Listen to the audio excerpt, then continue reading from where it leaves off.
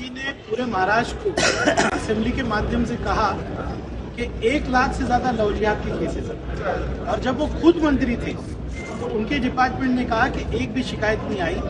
और आज आरटीआई के माध्यम से पता चलता है कि 402 कंप्लेंट्स आई है, जो भी थर्ड पार्टी है, यानी कि उसमें हिंदुत्व संगठनों की कंप्लेंट है। 1 साल से ये जीआर के माध्यम से कमेटी काम कर रही है। जीआर का कैबिनेट को अप्रूवल नहीं, कंप्लीटली इलीगल है, जिसके विरुद्ध में हम कोर्ट में हैं। यानी कि सरकार का वापर कैसे हिंदुत्व एजेंडा चलाने के लिए, कैसे एक समाज को बदनाम करने के लिए किया जाता है, इसका ये एक्सपोज हमने किया है। हम मांग करते हैं कि लोधा जी आए, उस 1 लाख लव जिहाद के केसेस की माहिती महाराष्ट्र में और उस पर कार्रवाई हो, जो 1 लाख केसेस जो कह रही है। अगर ऐसा नहीं है, ये सत्य नहीं है, क्योंकि आरटीआई कहती है 402 शिकायत है और वो 402 शिकायत को भी केस में कन्वर्ट नहीं किया गया, तो लोधा जी का फर्ज बनता है, एक जिम्मेदार मंत्री है वो आए, स्पष्टीकरण दे। सम्मानीय स्पीकर महोदय को भी आजपीसी ने और मैंने कहा है कि लोधा जी स्टेटमेंट दे। हमारी मांग क्या है, लोधा जी आए, स्पष्टीकरण करे, हमारा मार्गदर्शन करे कि किस तरह से लव जिहाद होता है, कहाँ हो रहा है। और हमने सम्मानीय अभी जो मंत्री है अदिति तटकरे जी, उनसे मुलाकात करके कहा है कि इस जीआर को फौरन रद्द कीजिए। 1 साल से सिर्फ जिले जिले में नफरत फैलाने का काम ये कमेटी कर रही है।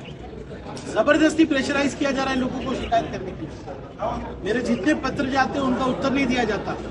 सरकार का वापर लोगों की भलाई के लिए करना चाहिए। सरकार का वापर जो है राज्य में नफरत फैलाने के लिए नहीं करना चाहिए।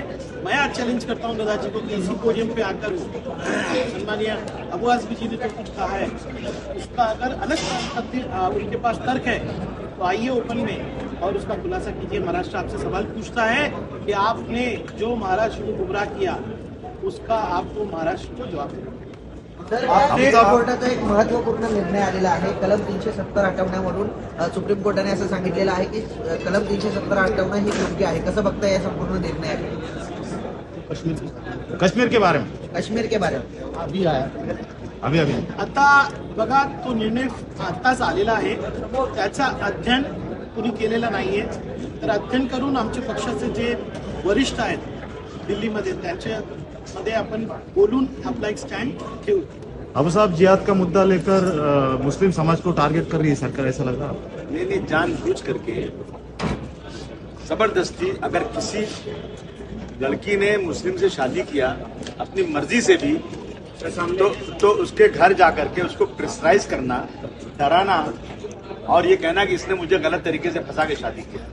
देखिए, 18 साल की उम्र के बाद, आज से नहीं, जमाने से लड़के, मुस्लिम लड़के हिंदू से, हिंदू लड़के मुस्लिम से, क्रिश्चियन से शादी होती है यहाँ पर, ये संविधान में है। लेकिन इस तरह से इसका जो है राजनीतिक फायदा लेकर के एक समुदाय को किसी न किसी तरह से टारगेट करना है। आपने कहा कि झूठ बोला, विधानसभा में झूठ बोला गया, क्या हक भंग लाएंगे? क्या लाया ना, हक भंग ला चुके, मार्च में ला चुके, तो उन्होंने लाया है। विधानसभा अध्यक्ष से पूछिए कि एक हक भंग लाने के बाद आज तक उस पर निर्णय क्यों नहीं हुआ। लोढ़ा जी ने कब तक का स्पष्टीकरण देना चाहिए? अभी इमिजिएटली आज ही इस वक्त तुम्ही राहुल नार्वेकर यांच्याकडे तक्रार केली आहे, त्या तक्रारीमध्ये नेमकं त्यांचं उत्तर काय आलंय किंवा त्यांचा रिस्पॉन्स कसा होता? त्यांचा रिस्पॉन्स सकारात्मक आहे, कारण जी आरटीआयची तथ्य आता बाहेर आले, त्यांनी प्रिन्सिपल सेक्रेटरीला सांगितलंय की प्रस्ताव सादर करा। आमची 2 मागणी, लोधा साहेबांनी खुलासा करावा, नाहीतर हक्कभंग एक्सेप्ट करून हक्कभंग फेस करा। Thank you sir.